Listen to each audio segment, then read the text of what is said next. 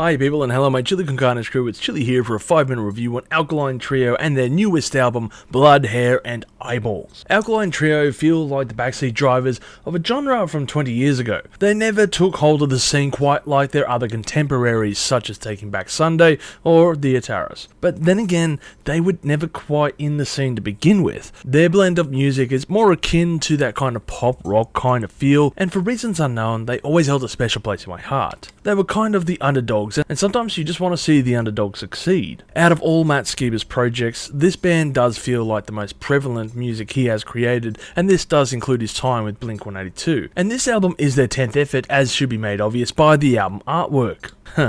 An X for a 10? Haven't seen that one done before. This album also marks the first time they have recorded with their new drummer, Atom Willard of The Offspring fame, after a short tenure where he performed with them on their album Splinter. Shit, researching this album has not exactly been a good start. With all this said and done, I don't see any issues with the drumming on offer here, and in fact, I think Atom's style is more suitable for the music that is on offer from this record. Perhaps he thrives in the change of style here, and even helps elevate a few songs from this record, like on Minds Like Minefields. If there was one thing to take away from this album, it was that upon my first playthrough I found it very basic. It's not exactly complex music, with a few minor exceptions here and there, but I must admit that it felt somewhat deflated after my first playthrough. This was one of my highlights for the month. However, I feel that this choice was somewhat by default, as there wasn't much music being released, instead falling back on a noteworthy band for a couple of minutes of intrigue as to what their latest sound would offer. So yes, the album initially didn't live up to my expectations. However, after a few playthroughs and a couple of days later, I found myself coming around to this record, and that might have been helped by the music suggested afterwards. A great playlist of similar artists and mostly filled up with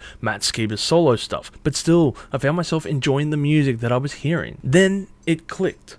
Whatever prejudice I was feeling for this record melted away slowly as I began to enjoy this record and what it had on offer. And that was just some back to basics simple rocking tunes. This album isn't going to reinvent the wheel. The wheel was already perfected when they got here, but it does offer their take on how music should be played for fun. And this album does tap into that fun energy. When stripping this album back down to simple aesthetics, it is a very enjoyable one. One that you can blaze through with a short 35-minute runtime, and really what else can you ask for? Do you want to get bogged down with an hour of Matt and his thoughts? To me, this album brings the right energy with the right runtime, and it seems to be a perfect match. Overall, I will give this album a score of 7 million chilies on the spicy scale, with my favourite tracks being Bad Time, Broken Down Time Machine and Teenage Heart. Admittedly, I thought this album was going to be a different turn with the first song Hot for Preacher, and perhaps was going to be a slight piss take on the 80s style music, but alas, that song's title was a red herring. Instead, we are given this no-nonsense rock album by Alkaline Trio, and it is a solid effort. If you've enjoyed this content, make sure to smash that like button, subscribe to us, and stay notified for future music related content, because it keeps our manager happy at the end of the day. We are also on Discord, Instagram, Facebook, and all those other social platforms if you want to check us out. As always people, you have a great day and stay spicy.